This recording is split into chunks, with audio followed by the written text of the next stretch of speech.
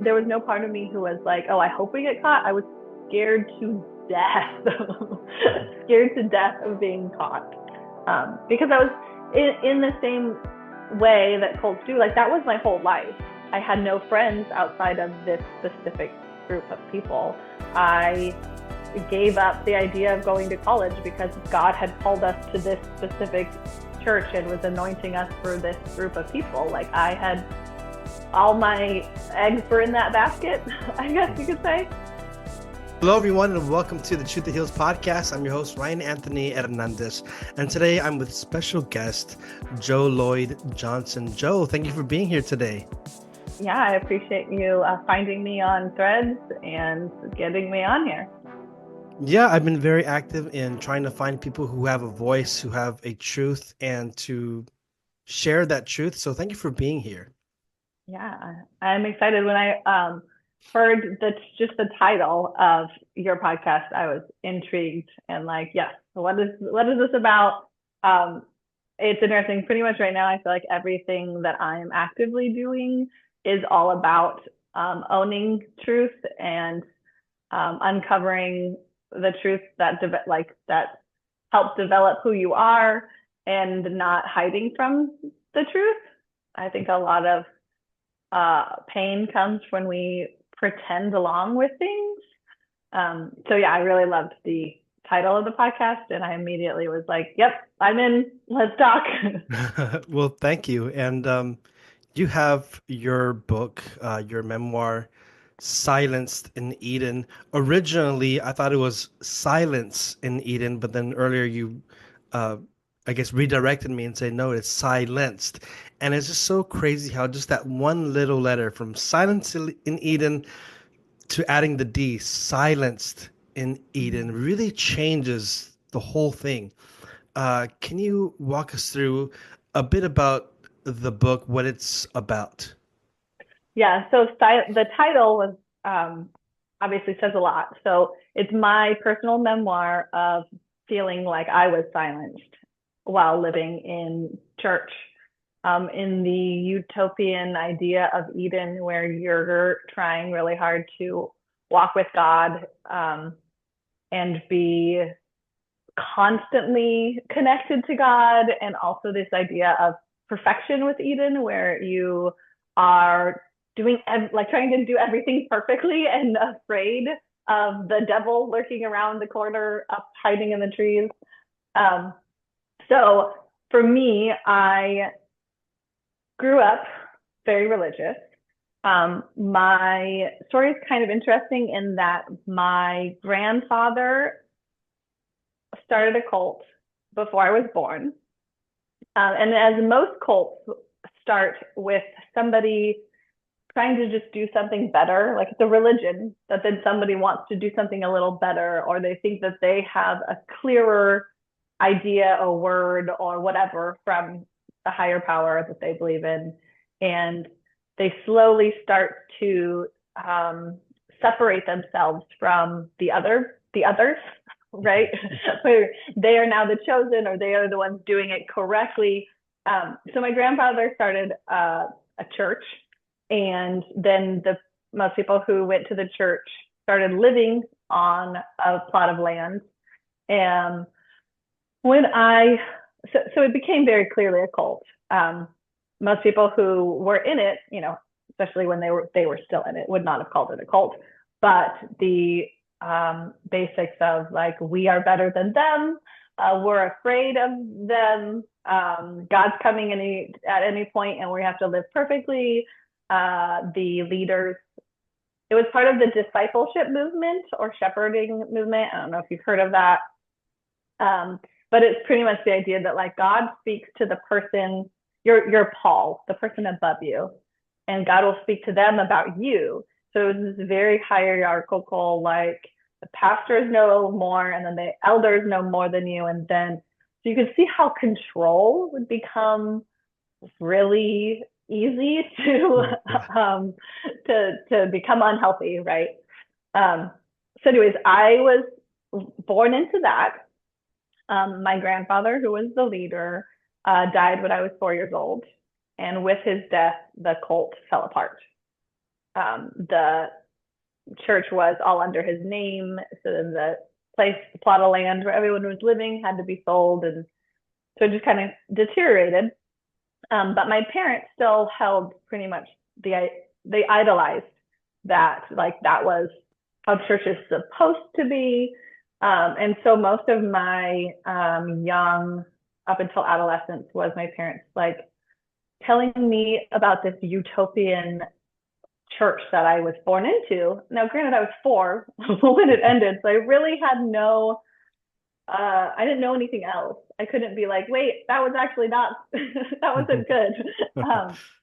So I believed them. Like that was the best type of church, best way to live. Um, and then similar to you, around 16, I came across, now granted, I'm going to church regularly. I'm in believing all of the Christian beliefs. But around 16, I found another church that felt very familiar. It had a lot of the same, like the way that the songs that they sang and the way that they spoke, you know, the born again, they're on fire, like the certain catchphrases were Yeah. all the same. Um, and now that I've done some research, I found out that it really was a rebranding of the discipleship movement that happened in like the 70s, 80s. It's called, one of them is called Undercover. I don't know if you've heard of Undercover. I'm blanking on the author's name, but it's again the idea that you're called to be under the covering of your leader. And each person has like someone they're leading and their leader. And it goes to the extreme of like, you ask your pastor before you make any life decisions. So when my husband and I decided we liked each other, we had to go to our pastors and ask permission to date, to which we were told no. And on top of that, they were like, we think you need to wait. So my husband and I were friends at the time. They're like, we think you guys need to wait. We don't want you to talk for 3 months because you just told us that you liked each other and we don't know if that's like a good fit. So like you can see how like it starts to get real controlling and real just messy. So I was in that. My husband and I met there, dated there, got married there. Um, and then we actually were on track to become leaders. My husband was on staff and he and I had sex before marriage, which purity culture, that was like the carnal, like the worst sin you can do. Like, there's a joke where I'm blanking on the person right now. But there's a joke where it talks about like the sins, and it's like sex before marriage is like the very worst one, and like anyway, it's just one of those things where it's like so ridiculous that that's considered the worst of worst. But anyways, as and I did have sex before marriage. The pastors specifically asked him before our wedding day if we had had sex. And when hearing that we did, fired him. On the spot. So on the spot, pretty much. They did it really dramatically where they were like, actually, like he was talking to him and he's like, oh, I don't know if we can keep you on staff. And then they like brought me and him in together to like tell us like that they can't. Did the marriage continue though? I mean, this is right before the marriage, right? That was right before the marriage. Yes, we got married, and it was almost like we like obviously we were planning on getting married, but it was this idea of like well now we need to hurry and get you to the altar because like that's the only way to fix it is to like have you be married.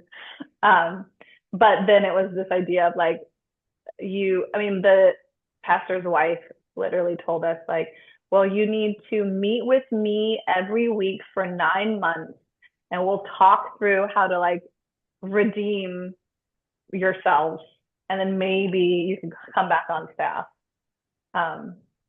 It's very controlling. Okay, is she or even the other staff, are any of them at least trained in like marriage counseling, or do they have at least any training? They do marriage counseling. Now, do they have any training at all? No. Okay. I, I don't even think that the female pastor has been to like Bible college. I don't think she's even had any level of So they're just like, winging it. yes. Okay. But the idea is that like there's a verse about like God puts up authority, so they are God put them in that place, so then God's going to give them the wisdom, knowledge, blah blah blah that they might need. So it's very the idea that they just have a relationship with God and that is the qualification. So the qualification to be in a role of authority is to just say, I have a relationship with God. I'm going to put myself in this position. Is that like, where did they get the authority? It's like, So they believe in prophetic words and anointings. And so it very much is this you so like my husband and I were wanting to be in leadership. So in order to get to leadership, you like do whatever the person above you who then okay. would be able to ordain you. You just do whatever they want you to do until they feel like you have proven that your relationship with God or whatever is adequate, and they believe that God has called you to whatever it is that they're wanting to put you in. But as you can imagine, it's very easy in those situations to manipulate people to like be and do what you want because you're holding the carrot of this position that they want to have. Um, yeah, so it's very, it's just unhealthy. It has no checks and balances. This church specifically that I was in is they changed their name after a scandal, but at the time the name was a city church, and it was like a sister church of another city church. And I'm assuming you've heard of Judah Smith. There's so many out there. I'm so sorry. That's Yeah, okay. I read and I do my research, but there are so many cults out there, or even like churches. I mean, there's so many churches popping up, like down the street, there's like Two Rivers, and there's like first this, first that. It's hard to keep up, but Very, I need to start memorizing them. it's very true. I feel like if you had like a map of them, it would take up your whole wall, right? So Judah Smith is he's like buddies with Carl Lentz. Okay. Judah Smith was actually the a pastor of Justin Bieber before Justin started going to Lynch's church. And he did a couple things with Judah Smith. So Judah Smith is he's there in Seattle. So Okay. pretty big church. At one point it was called Home Church. I'm not sure if it's still called Home Church. Um, but yeah, the way that they believe in prophetic words, and so it's very much this like, and they do church schools of ministry. So my husband and I both did this. Went to a school of ministry, which means that you pay them money to have them train you. So they do some level of Bible college courses, and then you work at the church. So you're paying them to then provide them free labor. And then sometimes like we went to a couple like conferences. So they like do a few little things that your like money actually goes to, but in general, you're giving them a lump sum of money. They buy you a couple books, send you on a couple trips, pocket the rest, and then they have you work at the church for free under the idea that they're training you. And it was interesting after leaving, as you probably know, like when you first leave, you're kind of in like, you're in this, it feels like the Twilight Zone because reality was the cult. And so going into like culture, you're kind of like, wait, this has totally different rules, and like I get to make my own choices, um and so it feels like Twilight Zoning because especially for somebody like me who literally has grown up, like that's all that I knew. My foundation of what the world looked like was a very skewed idea of the world. So when you come out and you're in the Twilight Zone, you really don't know like what's normal and what's not, and you're kind of disentangling yourself from your indoctrinated version of yourself. Um, and so it takes a while to get your feet back on the ground and start seeing like what's solid and what was made up. And so years after, I was Googling, the church I went to was in California. So I grew up in San Diego. Um, and I was Googling like work laws and like what's considered like to be an intern program. There's like laws around how you can treat your interns. And pretty much they were breaking all of them. They were like clearly breaking labor laws. And I had no idea. And here it is now 11 years later or 13 years later. And like I have no recourse because it's too late. The statute of limitations is like 2 years or something ridiculous. And I'm like, well, I gave them so much of my money plus 2 years of my life. And then they also just derailed everything because like I didn't go to college because I was going to their college because I was called to be in ministry. So that's a very long explanation of some of my life, but the book specifically is about I was sexually assaulted at 6 years old by a member of the original cult, another child. There was unfortunately other situations, so that was something that was going on in that cult. That no one, I don't think anyone knew was happening. But when you have a bunch of families living together and not a lot of parental oversight. So that was one thing that happened, one thing I talk about in the book. But the main thing is coming out of like disentangling myself from my religious views and how my religion fell apart and deconverting.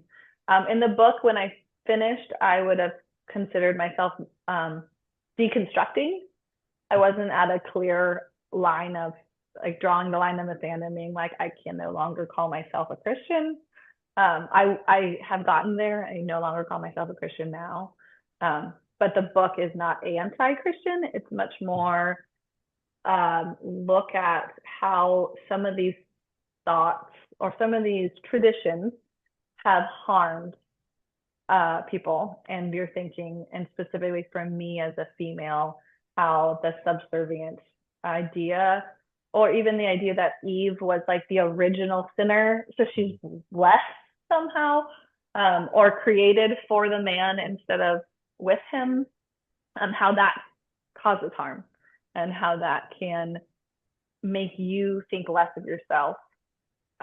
Similar to like you had mentioned, you know, the idea of coming out. They tell you you are evil and you are bad. And so then coming out of it, like, of course you have issues with self-love and self-acceptance because you're bad. You were born into sin, instead of the idea of you were born perfect, a blank slate, and then the world has caused harm or put things on you, and now you're trying to continue to clean yourself, find yourself, be connected to that person that was pure and innocent in the beginning. So a big shift for me was I am a mom. I have 5 children, and having a baby and looking at the baby and being like, I see nothing wrong. This looks pretty perfect. Why then is she born bad? And so I have a couple of those moments in the book where it was kind of like those like breadcrumbs to me finding my way out of religion, where there's things that stop lining up and that I would kind of be like, wait, this doesn't line up with the indoctrinated stories that I've been told my whole life. And then the breaking point of like, I don't want my daughters to think it is okay for women to be treated as less or to be expected to be quiet. There's a verse, I think it's in Corinthians. My Bible knowledge is not as has a whole lot of cobwebs now. But I think it's in Corinthians where it talks about women being silent in church. And it's basically talking about traditions and the way that they had set up the church at the time. But a lot of people take that literally, where women should shut up and their job is to support a man. And so for me, there's something about being violated sexually that automatically shuts you down. And it's hard to find a voice in that. It's hard to be honest about what happened. It is something that we as a culture don't want to own happen. So that's very silencing. And then just being a woman and being told like the man's smarter, the man is the one who has the voice. As a wife, your job is to like whisper in his ear and he will be the one shouting it. So yes, I felt very silenced for most of my life. So publishing and being like telling the truth of my truth of what I've experienced and not being ashamed or afraid to be honest. So something that I don't often do is explore the theology, but you've already mentioned the belief that because of the Adam and Eve story, Eve is the introduction of all evil, and that all women are therefore evil. Pretty much is what I'm getting. Can you walk us through a bit more of the theology? And yes, we have the example of Adam and Eve, but are there any other examples where they take something either from the Bible or the way that they their belief system, where you feel that it's off the rails? Are there any other areas? Yeah, I mean, it's one of those things where it spreads out to everything, and it can be hard to like cut, like find the divide of like, hey, where does this all come from? Where is this stemming from? But yeah, the Adam and Eve, specifically the idea that God made Adam first and that he was perfect, but he wanted a companion. So then if you look at it in that way, so God created Adam as God's companion. And then an afterthought was creating a female, not for God, but for Adam, because Adam was lonely. And how much that will then, like that goes into everything when they talk about, a man finds his wife and then she leaves and they become one. Even in that, the oneness is almost like he is one and she's like maybe a leg. She's just like there to boost him up and to support him. And like, she's not a whole person. So it's interesting because I was raised in my grandpa's cult, which was one belief system. And then when that fell apart, we kind of went from different churches, and I was in like a Calvary Chapel. I was in a First Baptist, until I found the other cult. I call it a cult. Extreme high control group is one of them.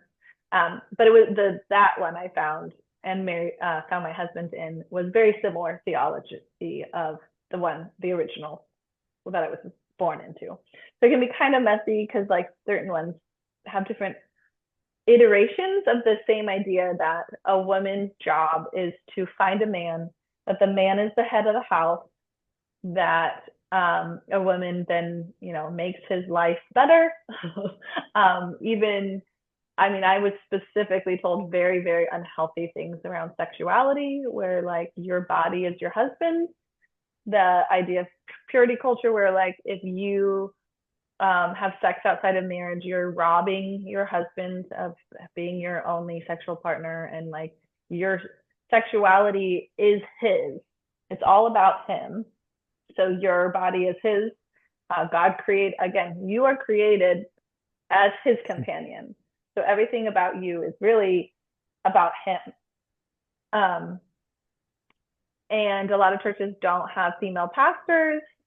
One of the churches, they would allow a female pastor, but it was almost like they saw them as a pair. So it was like he is the important one, and then like she's his supporter, so we'll title her a pastor as well. But really, it's like the two of them, and her job as a pastor is like to deal with the women and children that are linked to the other men that he is pastoring. Um, and then like a Calvary Chapel is much more women are there to support men. Women cannot be pastors. Women cannot be elders. There's a specific story I share in the book where my husband is on an elder board at a Calvary Chapel and asked to have a woman become an elder because this specific woman is already running the kids ministry. And so he's like, well, as somebody who's like running a whole ministry, don't you think she should have a vote in like the decisions we're making, where we're sending money? Like she actively knows the need here. So shouldn't she have a voice at the table? And the men were like, oh, well, maybe we will appoint her husband and she can talk to us through him. Because women should not be talking directly or correcting a man. There's a verse about like a woman shouldn't teach a man, that they use as like an umbrella way of pretty much being like men are better and women should just deal with women and children. And So the way that they viewed women was more like an object. You're just a piece of you're you're just there. That's it. yeah, you're a tool. A tool. There you You're go. you're created to better your husband. But yeah, I mean, I had a pastor, I was a youth pastor. I had a friend who had recently gotten married. She wasn't working at the time, she wasn't going to school, and her husband was working. And the youth pastor said, well, if that's the case, then she should have the house immaculate, have dinner on the table, and be wearing lingerie when he gets home from work. Because like that was her job, like to make his life the best thing ever. It's not the idea that like she's her own person and like maybe put on lingerie when she wants to be intimate, not just so he has a pretty thing to look at. Maybe, you know, she has other things going on in her life than to clean his house and make him food. Like that wasn't the idea. The idea was it's all about him and making his life better. And now I want to talk about your husband because you just mentioned the example of him at Calvary Chapel and him just bringing that up of recommending a woman to be on the board or on in the elderly or what do you call it? The elder board. In So the elder different board. so different churches have different ways they structure that. But usually to be a nonprofit, you have to have a like board. Um, that's like a way of being able to ask for a nonprofit licensing or I don't know specifics, but you have to have a board. So this Calvary Chapel is they call it an elder board. The idea that wisdom comes with age, and so there are people who have been in some level of whatever for a while, so they call them elders. So that's the explanation of elder board. Okay. So your husband, he's been around churches and cults for quite a while. So he probably knew that they would look down on it, on the recommendation, but he still had the guts to go up there and do the recommendation. I wanted to go back because you met him. Was it at at Calvary Chapel or somewhere else? So I met him at the city church, Okay, the so you second meet. second cult that I was Okay. So in. you meet him at City Church. What was the dynamic there when it came to mingling? Like, was it like arranged? Okay, today the men and women are gonna meet up, or like during church, was everyone allowed to sit wherever, or like was there a divider? How was it? Yeah, so the church is interesting. It looks like every other church you'd go into. Like everyone mingled together, families tend to sit together. Um, a lot of their unhealthy practices were more under the radar. But him and I both did their school of ministry, and in their school of ministry, they did a lot of the like, okay, guys go over here, girls go over here for prayer or for whenever they would talk at all about anything that could be could go sexual at all. It would be like, let's guys go over here and talk, girls go over here and talk. Um, and they were very big on like they had specific things around like they didn't believe in dating, they believed in courting. I don't know if you've heard of Josh Harris's I Kissed Dating Goodbye book. Is he the one who left religion? Yes, he did end up his wife actually his ex-wife actually published her own book fairly recently.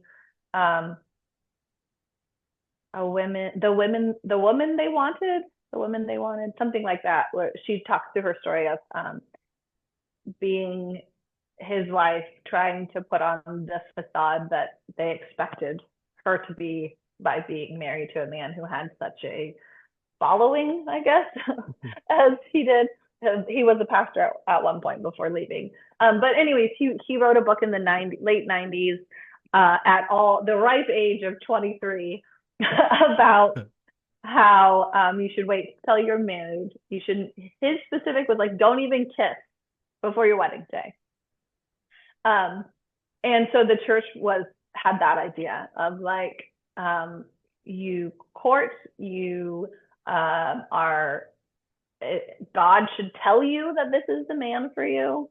And I saw firsthand pastors tell individuals that they should be like together. Like, God told me that you were supposed to marry this person. I have seen that happen.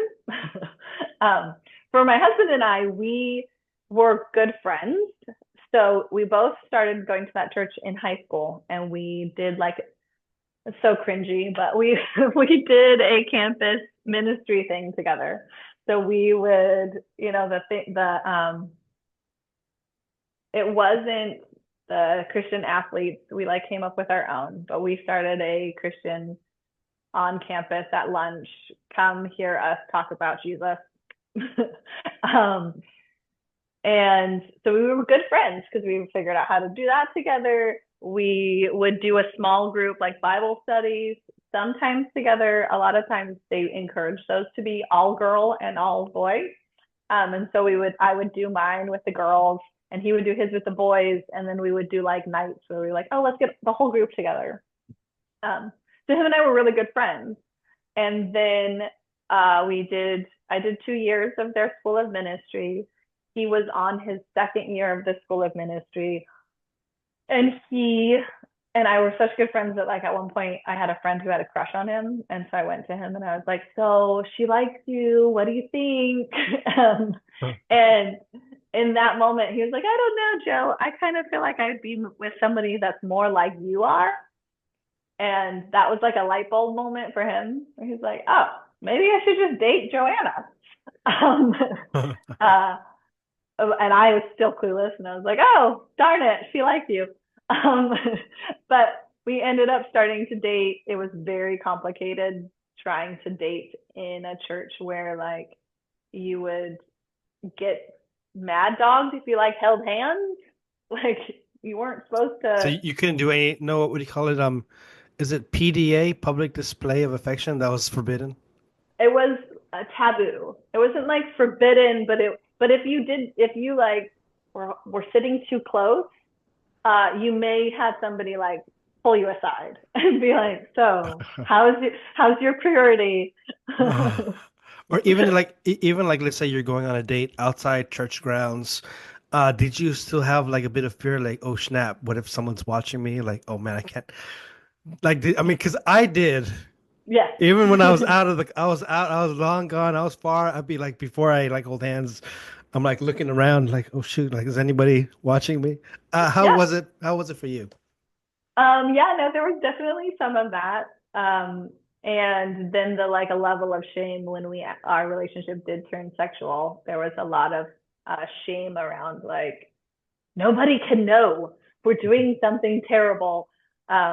Which is also interesting because like having the background that I had, where like I actually firsthand know what sexual harm is, and then I was in a consensual relationship where it was should have been positive experiences, and the experiences went from this like positive moment where I'm sharing not just my heart but body with someone, that then once I was like then I was shamed because I was like, well, the rules are that I have to do this the way they want me to do it. And so it also turns into this weird disconnect in your body where like my body knew that what was happening was consensual and safe and good. And yet religion was telling me that it was not.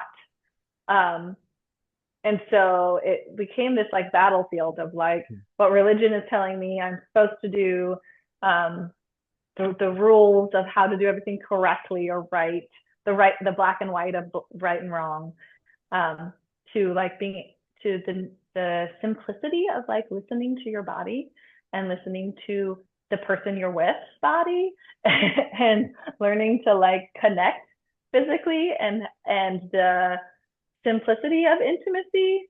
It gets really messy when intimacy is also evil, but it's like actually not evil because two souls connecting, however they connect via having a conversation around something that is can be a soul connection with someone, right? And don't we don't judge that or think too severely about that.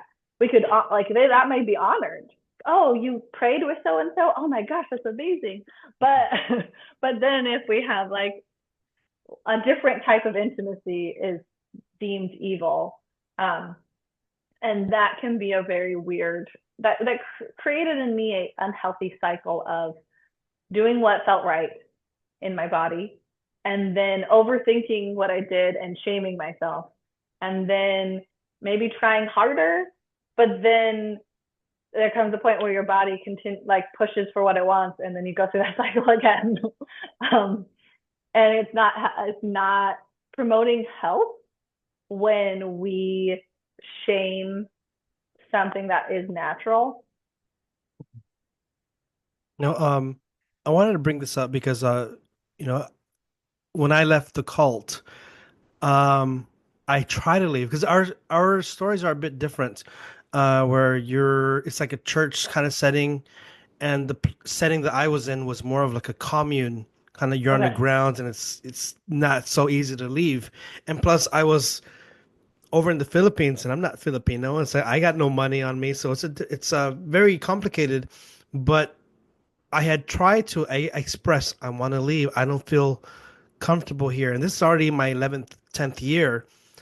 And what I ended up doing was kind of like escaping, taking off my some of my the habits. We call it religious habit, like the clerical. And I would take that off, and I'd go into the I'd go out and I start finding somebody not to court, but to just explore. And Mm-hmm. so I did have intimacy and relationships, but I did it to leave the cult. I did it to uh, because they would always say, "Oh no, you're so good, you're so holy, Mm-hmm. you're Mm-hmm. obedient, you follow the rules." And I went back to the commune and I said, "I want to leave. I'm ready." And they said, "No, you can't leave." And I said, "Well, I sinned against the flesh." I just said it like that. I committed a sin against the flesh. And then they're like, "Oh no, you're a shame. This is terrible. You need to get out of here." So what I'm trying to bring up here is, in my case, I went out there and I looked for relationships as a way to leave. Uh, did you, at any point, do you think that maybe uh, did you want to leave when you were doing these things, like in the back of your head, where you're like, I want to get out of here? Or did you still want to stay and be part of the group? Yeah. Because you knew that already by these sins, they're going to shame you, they're going to give you the guilt trip. Uh, like, what was going through your head? What was like emotionally? I mean, that's got to be a roller coaster. Yes. Um, so um, so the cult that I was born into and I was for was probably a little more similar to like what you experienced. It was in the country, so it wouldn't have had the other element of like cultural differences that you also were speaking of. Um, but yeah, the church that my husband and I met at was appeared just it just was a church. To everyone else, it just looked like a church, right? And it really wasn't that level of control unless you started becoming in like the inner circle. And that's when they started being very controlling and trying to tell you who to date, how to date, all the things, right? So um, for me, when my husband and I became sexually active, um, it was definitely not in my mind to leave. We were desiring to be in ministry. I was wholeheartedly believing everything that all the things that they were selling. I had no question at that point in time. I had no knowledge of questions. Like now I look deeper, there are certain things that I knew didn't line up with like my core values, but I wouldn't have, like, I didn't know that then. Like I am a very empathic person. I will really believed that if anybody didn't confess Jesus, they would go to hell. I believed in a literal hell. And as such was scared to death of other people going there. I didn't think I would go there. And even as I sinned and had sex with my husband, I didn't think that it was something God wouldn't forgive, because there was also the element like this idea that Adam and Eve are meant for each other, and the idea that God makes you and makes some specific person and you're supposed to be together, and then he will tell you you're supposed to be together. Like I believe that. And so I believe that my husband and I were supposed to be one. Um, we were just doing it too quickly. We were just doing it too soon. So it was this weird idea that like I was sinning in the fact that I was doing this prematurely, but I think I like believed that God would forgive me. Um, and I still really, really, but I believed all the other things, and I really wanted to be in the inner circle. I was desperate to not let him tell anyone that we had had sex because I didn't want them to find out, and I didn't want to lose our position. I had one of the very heartbreaking things was like I had a group of girls. I was leading a Bible study, and these women, girls, they were high schoolers, looked up to me and would come to me with their stuff. And I honored that ability to hold space for people and to love on these younger girls. And the idea of like that being taken away was so, so scary to me. Um, and so, yeah, no, there was no part of me who was like, oh, I hope we get caught. I was scared to death, scared to death of being caught. Because I was in the same way that cults do. Like that was my whole life. I had no friends outside of this specific group of people. I gave up the idea of going to college because God had called us to this specific church and was anointing us for this group of people. Like I had all my eggs were in that basket, I guess you could say. Like when I left, I didn't want to get caught, but I wanted to my idea was I want to leave the right way. And I always said like I mean, dude, I'm in a freaking compound, I have to find ways to escape. But in the end, I had to like you were talking about, God is forgiving, or at least you had that idea. But I knew that the people who were on the freaking like the elders, the leaders, they're not forgiving at all. Like they're gonna make this terrible, and so I didn't want to, but I knew that that was my only way out in the end.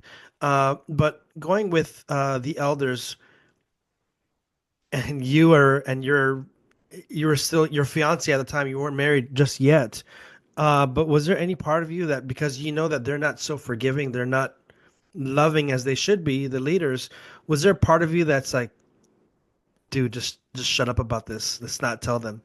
Yes, yes. No, I literally I begged him not to tell. The pastor's wife asked me and I lied to her face. Um, and I wasn't like now even I'm not ashamed of lying to her because me and her had no relationship. And also like who I am having sex with is a private matter that shouldn't be asked about. No. Um, so I still hold to that. So I know I lied to her. I was like, nope, we're great. We're holding hands. That's Yeah. all. And I was very upset with my husband when he told, and yet also like understood that he is his own person and that's what he felt like he needed to do. And so that Did you is feel what it is. like did you feel like it was a betrayal that he at that moment, did you feel like how could you do this or No, because I think I knew that like he isn't one for secrets. So it's like just not who he is. Um, and so I think I knew it was coming, but it was one of those like hoping that it wouldn't, you know, it's yeah. like I knew it was inevitable. I knew it was inevitable. I also didn't want to accept that it was inevitable. Um I want to go back to a bit about the theology, the ways that women are seen as, and you've worded it perfectly, tools. I want you. I want to give an example from something that I saw in the cult that I was in, and maybe you can give some light to me to help me understand. Because I was in the commune, and we take vows of chastity, poverty, obedience. So we don't have relationships, things like that. But we would have people come visit, and these visitors from the outside, they were very supportive of our community, but they weren't really part of the community, if that makes sense. But anyways, um, one of the women who was one of the married women who would come, she was kind of I don't know if she was venting, but she told me, you know what, Ryan, my husband, he's doing some things that like logistically in the family, running the family, and he doesn't know what he's doing. And if only he were to do this, this, and this, or change these things, everything would fall into place and everything would be smooth. And I want to tell him, but when I want to tell him, I always remember what the priests from your commune say, and that is you have to obey and you have to keep silent. And in my head, because I couldn't talk either. In my head, I was thinking, well, that's stupid. If you have something that's going to be helpful, like why can't you talk? I don't get it because that wasn't family life wasn't something that I was a part of. Mm-hmm. But uh why is it that there is this like how often do they drill into the minds of the women that you can't even talk to your husband to even give advice? Like how often is that? It can depend. For my specific sect, it was more of a like if you go to him, you have to do it all the right way. So like you have to be in prayer and make sure that you are actually like that God spoke to you and you're saying something that's correct. And then when you go to him, you have to do it like very lovingly, and you have to know like wait until God has prepared his heart. You need to pray for him. It's like this really elaborate, almost manipulative scheming way instead of just like have a conversation and see what he thinks. um, Instead, it's this idea that like kind of like this. It reminds me of the story of Esther, where like she's in the king's like she's the queen now. She marries the king, and she finds out that there's a plot to kill the Israelites, her culture, and she in order to like tell the king like hey save my people, she like goes through this very elaborate plan, and she like asks the people to like mourn and do like all these traditional ways of you know asking God pretty much. And then she literally like does dinner for him twice, and like she does this like huge thing instead of just like going to the person and being like hey I think we should do this. And so for my experience, it was kind of like that. It was this like pray and do the things and make sure that your heart is in a pure place. And when you speak to him, like speak calmly and have a meekful spirit.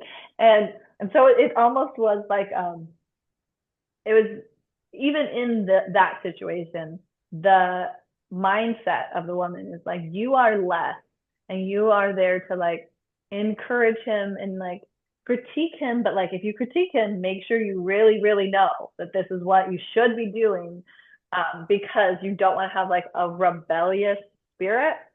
The idea that like your job as his wife is to submit to him. And so if he's doing something wrong, like make sure you're not just rebellious because then that's your sin and your problem. Make sure you're coming to him like with all of the things, the boxes checked, Mhm. and that you're doing it the right way. And I think at the core, that was the problem for me. Um, I am a bold, opinionated, loud individual. um, and playing the part of meek and secondary, and even the hyper focus of like doing it correctly, like that's so exhausting for me because it is not who I am naturally. Um, and luckily, I mean, when my husband and I were friends first, so he like knew the version of me that wasn't a wife. He like knew the person who like goes to watch, not rated R movies because that would be terrible. But like goes to a movie and like we went to Nacho Libre back when it was in theaters, and we're like laughing hysterically and being really loud and annoying teenagers together. Like he saw that side of me. Um, and so I knew that he loved who I am naturally. But then when we got married, there was this idea of like the role I was supposed to play in that relationship. And I really feel like it made a great relationship not great because we both went from just being best friends who enjoyed each other's company and were sexually attracted to each other. We went from that to, well, I'm supposed to be the head now, which means that I have to do all these things right. And you are supposed to be submissive, which means you have to play. And so it was like, now this is my designated role, and this is your designated role. And naturally, we're nothing like these masks that we were told we had to put on. And so then it was like, how do we relate now? Because how we related before is no longer acceptable. So, you really bring to my mind this image that I've seen. It's like an umbrella, and there's like, Mm-hmm. have you seen it? Yeah. It's like, um, I think what's the one like the head is Christ, and then Yeah, the Father, oh, God, like Father God, God. I know it's pastor, husband, oh, wife. pastor before. Oh, Okay, pastor so for sure. oh, okay, In my sect of Christianity, there's always that pastor above your husband. that's right. I forgot about the pastor. It's like God, the pastor, and then husband, father, and then it's the woman. Um, that because I wasn't born into this kind of lifestyle. I mean, I am Catholic, born and raised in the Catholic Church, but we were Latinos, and my parents they'd fight. My mom, she was opinionated. She would say, "What's up?" She wouldn't. And you're bringing a lot of clarity to help me understand because from the in the world that I grew up in, I mean, my mom would say, "What's up?" She would say, "What's up?" She'd have her opinions, and my dad be like, "Damn, all right." Like I mean, they'd have conversations. Yes. Also, my grandparents, my the mother of my mother, we'd ask her, "Why weren't you ever married?" She would say, Psh, I need no man. I don't Oh, I need love it. any man." So she was like that till the day she died. But that's just another world. And when I was in this cult environment and seeing the mentality of the people, it's like, oh, uh, I can't even give a suggestion because I just have to obey. And I was thinking, what? Like, come on, like, let him know what's up. But it's like you were saying, that biblical and I guess that twisted desire for power and authority, especially for men to be dominant. Mm-hmm. Um, how did you and your husband, because you've already expressed how you had that friendship, now you're in the marriage and all that doctrine that you've been fed throughout the years, it's mingling with your relationship. How did you manage to untangle all of that, or especially your husband, untangle that position where I have to be an authority and I have to be domineering? How did he untangle that? I mean, we left religion uh, into we started our path out of religion, um, in 2018. So that's like what, 6 years now, and we are still a webby mess. um, it is a lot to untangle, especially because he was raised also Christian. A little, there's always little tiny doctrinal differences. Um, that he was raised a little different than I was, but basically both Christian, both charismatic-ish Christian, and both in the purity culture. Purity culture does have that same, it is infused with the idea of like men are sexual beings and women are a tool. Or temptation. Women are temptation. And so again, the idea of like a woman being linked to being evil in a way. Um, but women are still secondary. And in our culture at large, um, sex is still very much about the man's gaze, the man's desire, the man's body. Like we don't think that sex is over until he finishes. So again, everything is so focused on a man, that is a whole lot to untangle. And the idea of domineering, I mean, like again, that it's male focused. Everything is male focused. So to untangle that, I feel like takes probably a lifetime. Yeah. It's probably something that if you are diligent with it, will still take forever. Um, because it's not just in the Christian specifically or in that cult specifically. It's like we were in the eye of the tornado, but like everybody in America has that wind.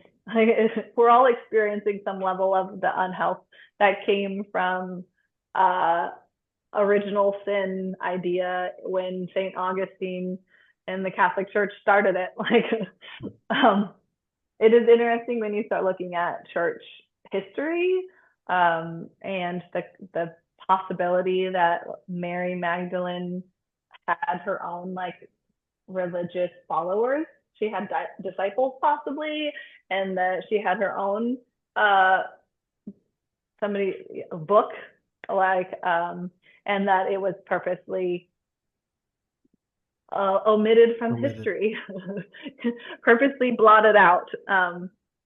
Women have been like culture has tried to control and limit females since culture started. No, I wanted to kind of pivot shortly in this part of the interview. And uh, from all your years, I mean, you grew up in, well, originally in your your grandfather's religion, and you continued from there. But were there positive elements, any positive elements that you can maybe say, there were a lot of terrible things there, but maybe they at least got a couple things right? Are there any elements that you can bring up? Yeah, I mean, it's an interesting thing, right? That religion was birthed out of something like a need.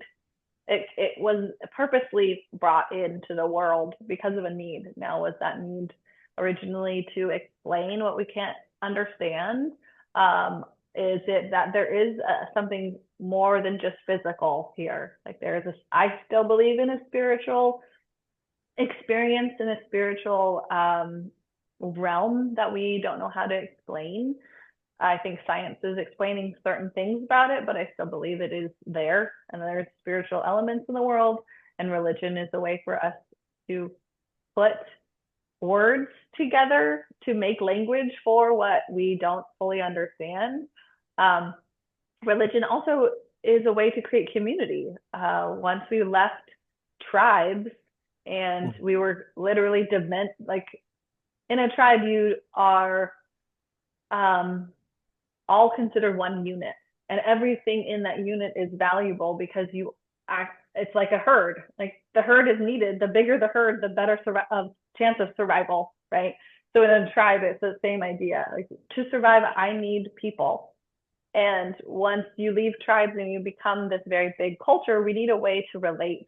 And so religion was a way for humans to come under one thing, to have a way of relating, a way of having each other's back, a way of seeing each other as valuable when other, others could seem harmful or back when there was literal wars, like, yeah, you need something to put you guys together and an umbrella to feel like that person and you have something to relate on.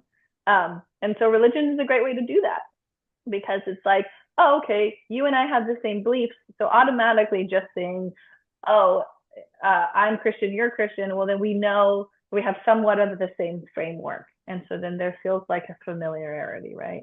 Same thing when now as you are doing this podcast, when you're like, oh, you've experienced cult control, I've experienced cult control, automatically you and I know that we've had certain similar experiences, and it feels a little bit safer to then talk about those similar experiences, right? So there's definitely positive things that religion allows. I think that with every positive, like it's like the coin, flip that coin over, and then it's like, oh, but with that idea too, from specifically with my story, like my grandparents saw the value in bringing people, like being a safe place for people. They would allow anyone to come and live on the commune, and they had a relationship with the local police officers where they would bring addicts and be like, do you have room for this person? He wants to get clean, he says. That's awesome. Yeah. People need a place to stay. People need shelter. People deserve to be valued, even if they are homeless on the street. They still have value. That is a human being. And our culture tends to throw them away. And so I think it's beautiful that my grandparents wanted to see them as valuable and give them a bed and a safe place. Now, should you do that when you have young children running around and not be very mindful of the reality that with drug addiction and trauma comes unhealthy coping mechanisms that may not be great to be around children? Like they're those are the good and bad, right? Yeah. And so with religion, I see, oh, we can have this beautiful community where you feel like you're supported and people show up for each other. But then also it can turn into this ugly side of like, well, once you leave, are you no longer valuable to those people? And I felt that, like, once I left, I lost everything, because my friends were like, oh, you only matter if you're in this group, and if you leave this group, then you no longer are, your voice no longer matters, your opinion no longer matters, you're being used of the devil. So you're now automatically evil, right? So I struggle to see the benefits of religion. Now, with that being said, I can still see the values my parents hold that to them is tied to their religion. I can see the positives there. My parents, like my grandparents, always wanted to help those less fortunate than them. I think that is a beautiful thing. I am always trying to see value in every person. I also like to look deep at people to know that, like, there's a reason they got to wherever they're at. Now, if that's the drug addict on the street, what happened? Like, that person has a backstory and has harm and has pain that they are running from. And I see the value in that human being, even in that state. And I think and I know that that's because of my parents and their beliefs and what they instilled in me. It's interesting too, because I think what made me leave is also parts of the religion itself. Like, there's a verse in, I'm not sure now, but there's a verse that talks about, like, what you say in secret will be shouted from the rooftop. And so a part of me being like, I'm not going to keep my secrets anymore, I'm going to publish a book, is me being like, I'm going to shout this from the rooftop. Like, this isn't something we need to hide. And that is also like a biblical idea. I value community. I value being authentic and real and connecting with people. I see the story of Jesus when you take away the way that we've interpreted it and the way that Christians have created all the things around his story, I see a man or an individual who was walking around speaking against hypocrisy that he saw. Obviously, I believe in speaking against the hypocrisy in others. I'm not afraid to say something that upsets people. He also had Mary, there was a woman named Joanna who was his follower. And if we really look into it, they were disciples. And we like to talk about the men disciples because we are male focused. And in that time, they would not even write down women as people. When they did Jesus feeds 5,000, that was 5,000 men plus a bunch of women and kids. But women and kids didn't count. So they didn't count them as human beings. So we have to remember that when reading a historical, I like to call it historical fiction because I don't think all of it could be true, but I still believe it is based on some level of truth. And so there's certain things about Jesus's life that I absolutely love. He was there calling out the church for the way that they were treating the world. And I'm all about calling people out for their pride and thinking that they have it right, or for their ability to just use people less fortunate than themselves.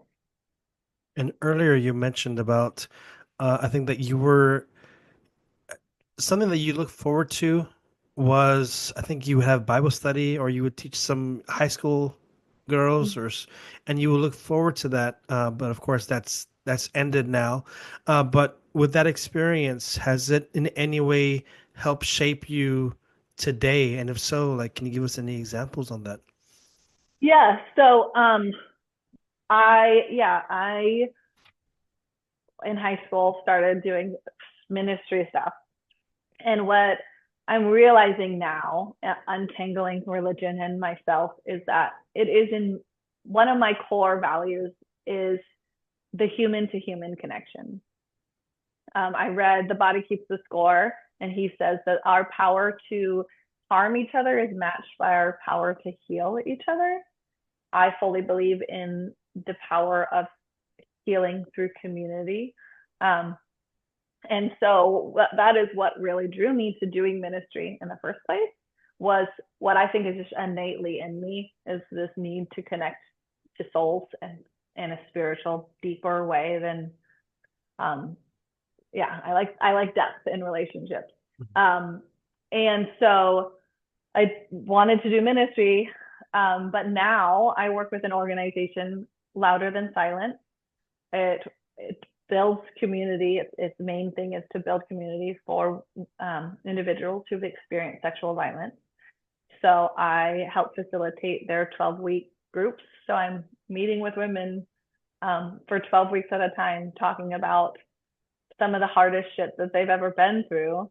And again, like speaking the truth that's scary, speaking the truth that maybe they've ran from themselves, speaking the truth of our shared experience. And I absolutely, it's like my favorite thing ever. And it's also a really, really hard topic. But I love that community and being a part of it.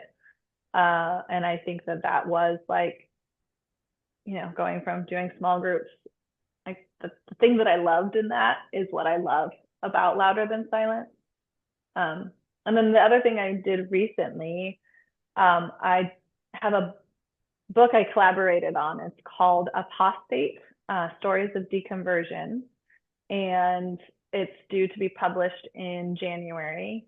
And it's the community that it came out of was Deconversion Anonymous. It's like a Facebook group, but it's a bunch of people who've changed religions or deconverted and are no longer religious. And it was cool. Somebody was like, hey, they all, how Facebook groups are. We share certain topics. The thread for the thing that keeps us all together, or the commonality of that group, is having been raised most of them some level of fundamental, and then deconverting, some people deconstructing, having a different view than they did originally. And so then we just like talk through how that, how do you relate to your family who's still very religious during the holidays? Um, Topics like that. And one woman, Sarah Balarki, Balarker, she was like, hey, we should put this all together in a book of like how we all came to leave religion. And so I was like, sign me up. I'll write a chapter. So we each got to write a chapter that comes out in January. But I do love community. That is at the core, something that feeds my soul, feeds my spirit. And really like that, knowing that that was something that I needed was because I was in a church group, and I knew that that was what connected and worked for me, was something that I didn't want to let go of when I left religion. I had a season of not having that. I think for me specifically, that was the hardest part in leaving, was how do I meet people? How do you make friends? Because the only way I always just had friends, because you go to a church and you're like automatically love bombs your friends. And I didn't know how to just like organically make friends. And so I was very lonely for a season, and I found Louder Than Silence and was like, jumped in both feet. Yes, this is exactly what I need. And then I've learned slowly how to like make friends more organically. But that took a while to figure out how to do that, because it's not something I like. I grew up like, we went to the school that like was affiliated with the church. Like I literally had no, like the normal part of growing up and like learning out how to make friends and what makes a good friend. Like I wasn't educated in that because that wasn't part of my world. The friends that you had were the friends you went to church with. Automatic. Oh. So, yeah, leaving is, it can be very lonely. I remember I was very lonely, depressed, because in the church or in the cult, everyone is your friend until they're not. And when you leave, all that love that you witness, that you experience from them, for the most part, it's all gone. Luckily, I did have some people who were there who were like, no, this is wrong. We shouldn't shame Ryan. We shouldn't shun Ryan. And I'm cool with them today, but that's very limited.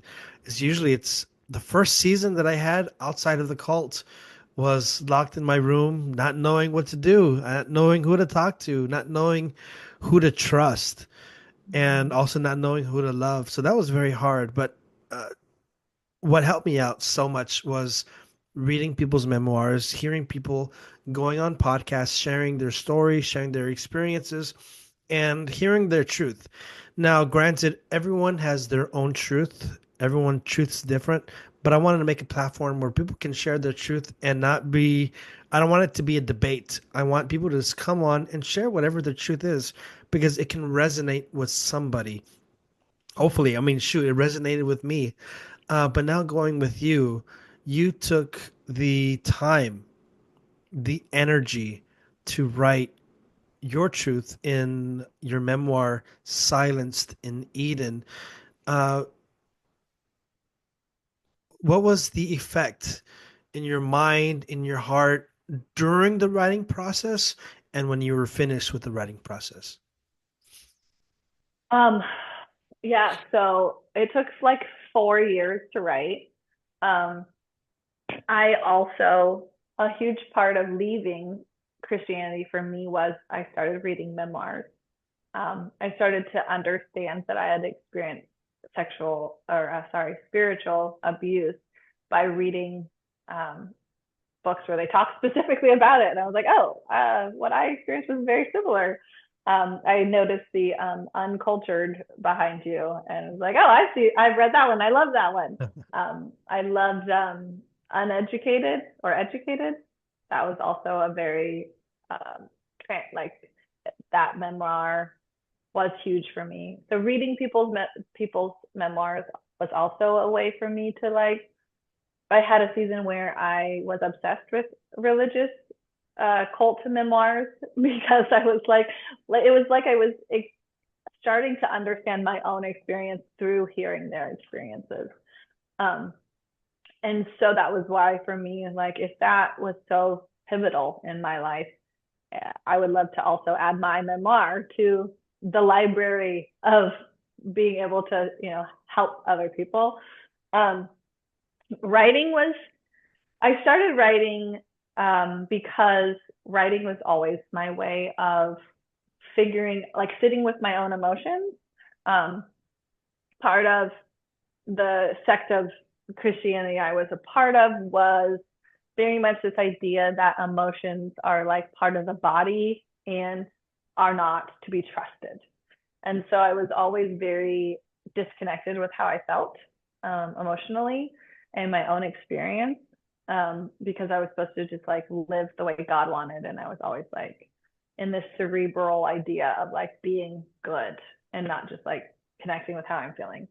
Um, and so writing from the very beginning was my one way of like letting out a feeling or sitting with how I felt. I didn't know how else to do that. So when my husband and I first started talking about leaving religion, I had this moment where I was like, I feel like I need to emotionally address my abuse when I was 6. And at the time when I started that, I had repressed pretty much all of what had happened. So I didn't really know um, what what was under that rug that everybody slept under it, and so I started writing as a way of like starting to unravel my own memories and my own thoughts and trying to figure out, even the idea of like, why am I so afraid of feeling my feelings? And I had memories of like, I remember when my grandma died and hiding that I was crying because everybody was doing a life celebration and was like celebrating her life. So I felt like I was bad for wanting to be mourning. I was sad. And I thought that was a bad emotion to have. And so starting to like write about that helped me like understand my own story. So really I started writing for myself. And then, like I said, I read memoirs and I was like, well, if these memoirs are making me feel and able to understand my own story, then maybe this story that I'm writing would help others. And my eldest sister read some of the chapters and was like, "You're good at writing. You should share this." um, and it was a long process of reorganizing them because I was writing chapters like journal posts or whatever. Like it wasn't, I didn't come into it being like, I'm writing a book. Let's start a book. It was very much I need to figure out what happened to me when I was 6 years old. And the only way I think I can mentally do that is by writing about it. Um, so it was like the book started as my lifeline, figuring out what happened when I was a kid and also figuring out how to parent well, completely untangling my own beliefs. Like, what do I tell my kids when I don't even know what I believe anymore? How do I teach them right or wrong when the only way I understood right and wrong was specific to this and I no longer believe this? How do I do? So it was all of that. Um, but yeah, then my sister helped me edit it. I took a long time. It was a very painful process. Also hard to sit in some really uncomfortable memories for that long. Um, but for me and the way that I'm wired, I don't think I would have survived uh, those years without having the book to write.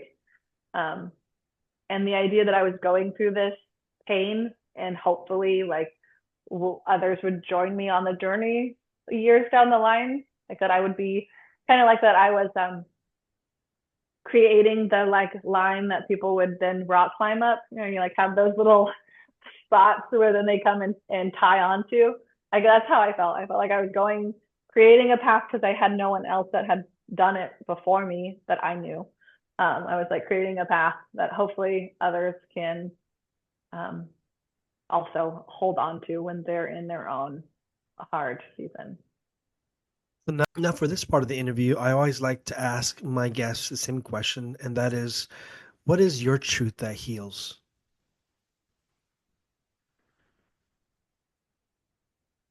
Wow, that's a big question. Mhm. um, my truth that heals is that um, that we as people have love and kindness to give to each other, and you can't sit with somebody's hardship if you can't sit with your own. I think that when you come to a place where you're ready to sit with your own story, and that's when you can really sit with other people's story. I think it's really easy to have things in you that like the world, or in my case the church I was a part of, like didn't line up with what I knew was right. And I had to like find that truth in myself. Like what is true to me? What what does my spirit truly believe and feel? And I think that that is what will heal the not just heal me, but like that's what heals the world around me. Because I think if each person could deal with the harm or the bullshit that they've been told to be and could just be their true self, I think that that would take care of a lot of issues that we have. Um, because a lot of pain that we see in the world, a lot of grabbing for power that we see in the world is somebody having harm in themselves that they don't want to look at. And I think they're running from a truth that they know is there. And they're running from it by controlling others, or they're running from it by having a drug problem. They're running from it via whatever unhealthy distraction that they have used to cope with the thing that they're afraid of that's inside. Um, and if they stop and look at whatever truth it is that they know is down there, rather it be sexual violence when they were a child that they don't want to own they've experienced, or whether it be, a domestic violent parent, or a religion that told them to be one way and they're not, if it be that they are trans or gay and they're afraid to own it because of family or whatever. Like if they run from who they really are inside, um, they won't ever heal. And then that lack of being able to be honest and true to themselves, that inability is what ends up harming our culture and our world. So I truly believe that if we all could sit with who we are and whatever that is inside of ourselves, that our world would be a much better place. Thank you so much, Joe, for being a guest here on the Truth That Heals podcast. And for everyone who is listening, watching, go get a copy of Joe's book, Silenced in Eden. And where can people find more information about you? Yeah, so Joe Lloyd Johnson, I'm on Instagram, I'm on Facebook. Um, those are the main ways. Um, uh, my book is on Amazon. I'm on Threads now. I've been writing poetry on Threads and loving it. And then, like I said, I just did a chapter for Apostate Stories of Deconversion. And I work at Louder Than Silence. If you have experienced sexual violence and want to face that truth, we would love to partner with you. I would love to have you be a part of our 12-week group. You can find community and not deal with that hard truth alone. We also, once you are part of our community, we pay for EMDR therapy. So yeah, that's the way to connect with me. Well, thank you so much. And thank you for sharing your truth here on the Truth That Heals podcast.